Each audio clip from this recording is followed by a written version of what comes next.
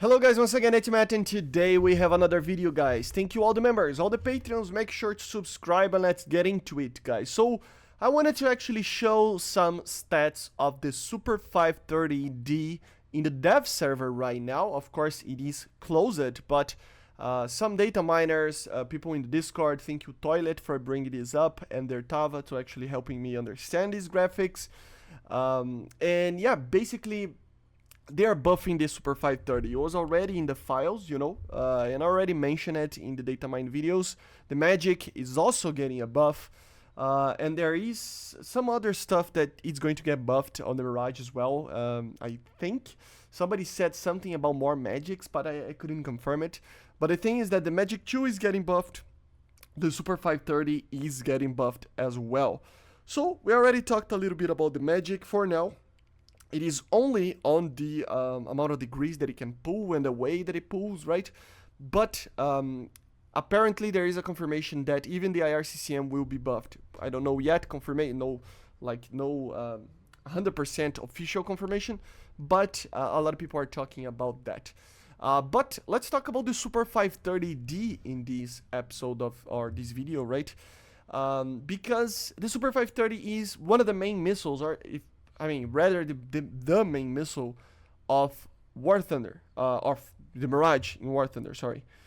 It is the main BVR weaponry, and it's the radar missile, so normally it's considered the primary weapon of an aircraft, especially as used as an interceptor or even a fighter, right? So let's talk about that. The Super 530D had this graphic on the live server right now and before the dev.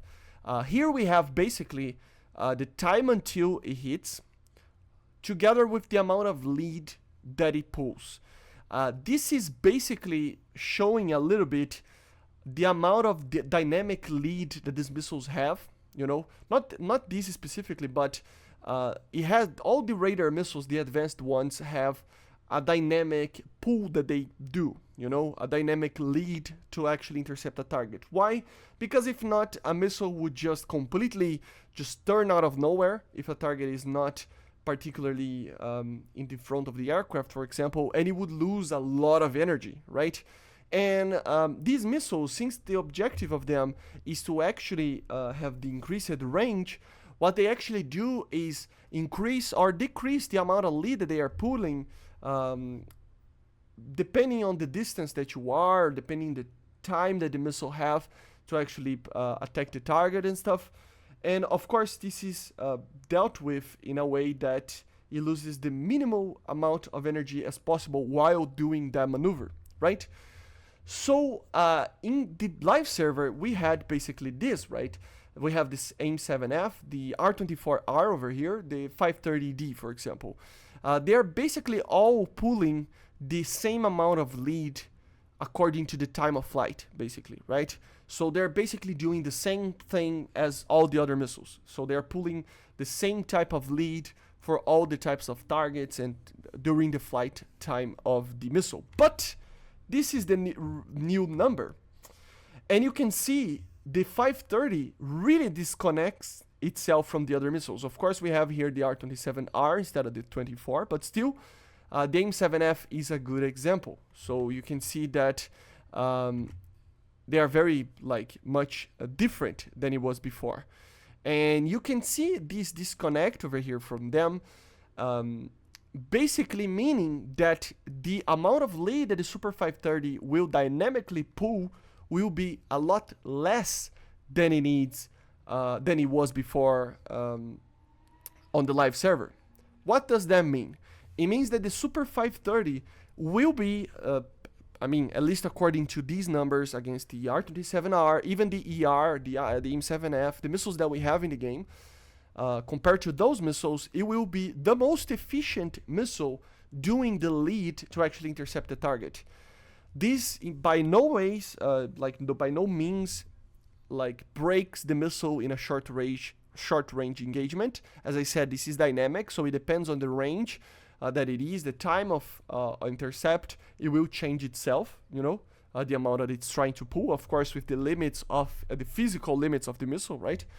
But this basically means that in the initial parts of the flight over here, you can see that it is going to be pulling a lot less lead than the other missiles, which means that this missile will actually lose a lot less energy trying to intercept a target from a very far distance, meaning that the Super 530 will finally have an advantage over the other missiles, even though it doesn't have the most amount of energy to actually get the longer targets. Of course, we can see that with the amount of battery life that we can have over here, right?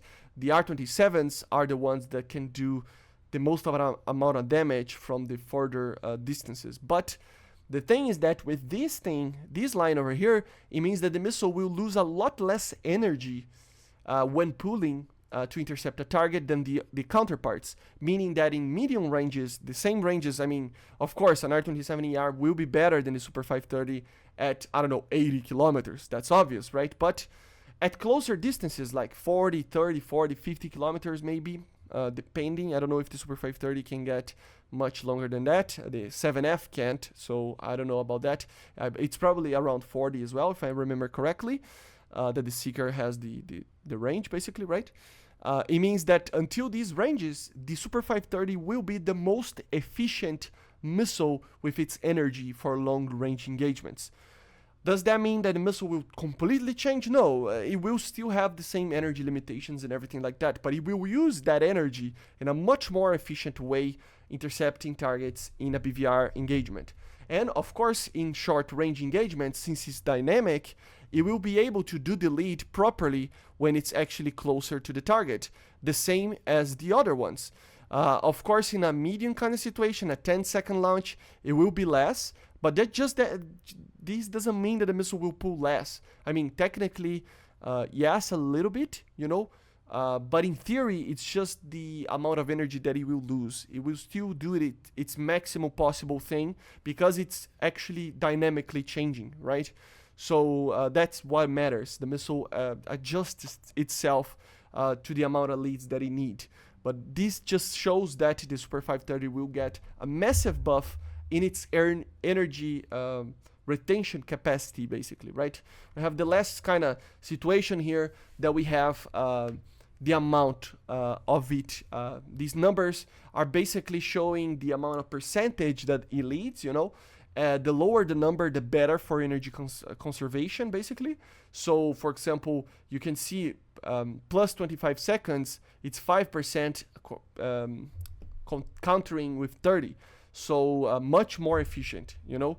10% against 80, 15 against 90, and then very close range. Of course, it needs to pull as much as possible because it is very close to the target.